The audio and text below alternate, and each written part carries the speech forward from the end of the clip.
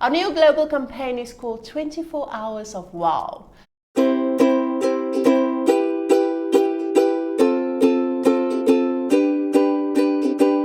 How much you can do in 24 hours.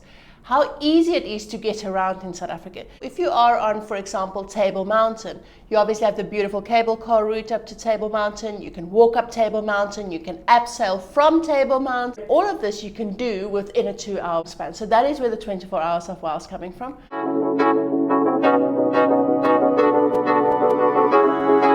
There's an interesting thing about India. You know, when we started 5 years ago with our adventure marketing campaign in India, we had a very preconceived idea about Indian travelers.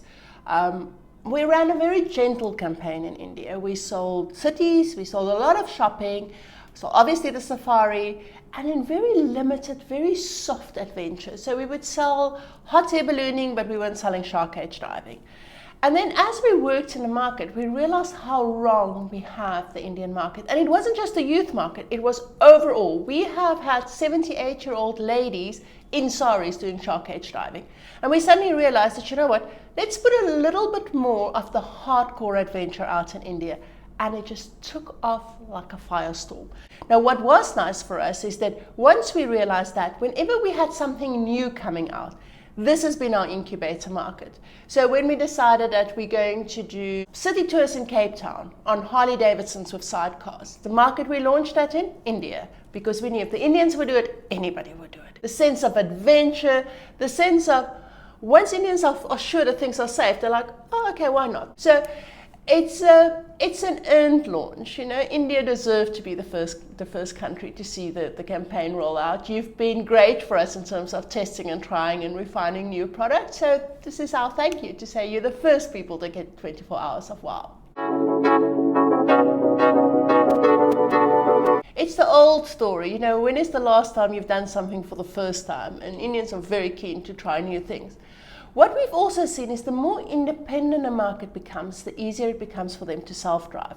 Now we have the beautiful route going from Cape Town up all the way to Port Elizabeth, commonly referred to as the garden route because it is just so beautiful. But it also, on this route, has got all these little aspects of wow hidden in it. So not only are you going to get beautiful kango caves, you're going to get some wildlife, not big five, but you're going to get ostriches on the road there, you're going to get beautiful nature scenery. But what people don't always understand, and which creates then that wow factor, is the marine life in South Africa. So it's huge masses of marine life, which we don't always get exposed to in India. We get more and more and more of our Indian tourists that say to us, we want to try out South African cuisine, we want to try out different cuisines. And they get that this is Indian food, but this is South African Indian food. So we give it the South African twist, we give it the South African flavor.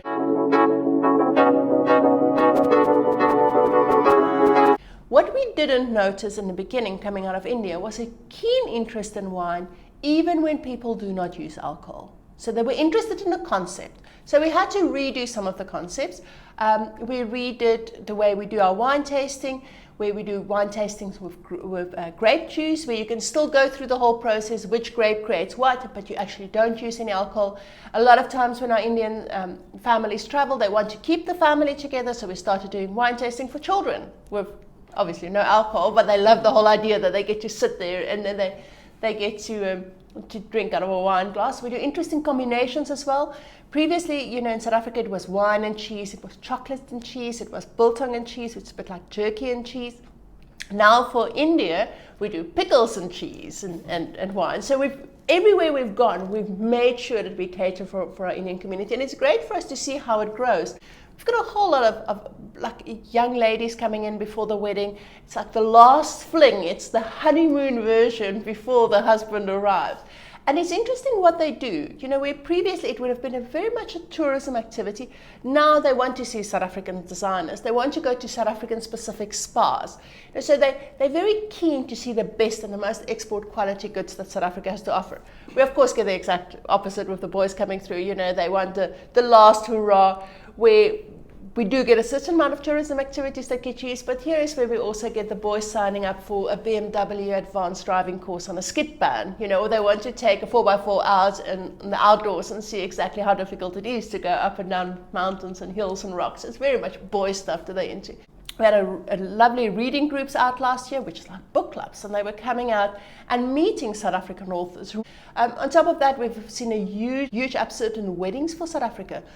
We've always done really big weddings in the Western Cape because it's easy access. Indian weddings, of course, nobody's coming from India. It's interesting when you see the guest list, there's only so many from India, and the rest is coming from the UK, and then from the US, and then all over the world. So it's nice and central for them. What we've picked up now is a lot more smaller weddings where the bride and the groom is saying, I'm not spending all this money on a massive wedding.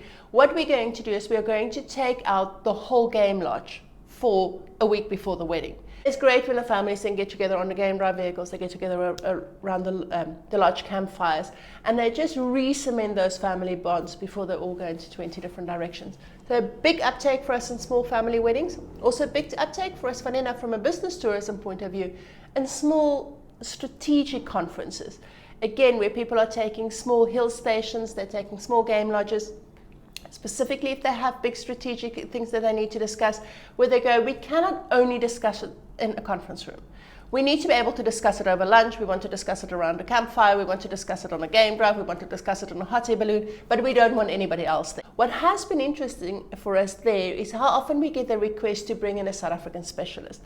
Could you organize the head of the South African Exchange Board to please come through and have dinner with us? Where they're not asking for an after-dinner speaker. They're asking for somebody to sit down, have dinner with them, and just discuss whatever is their area of expertise.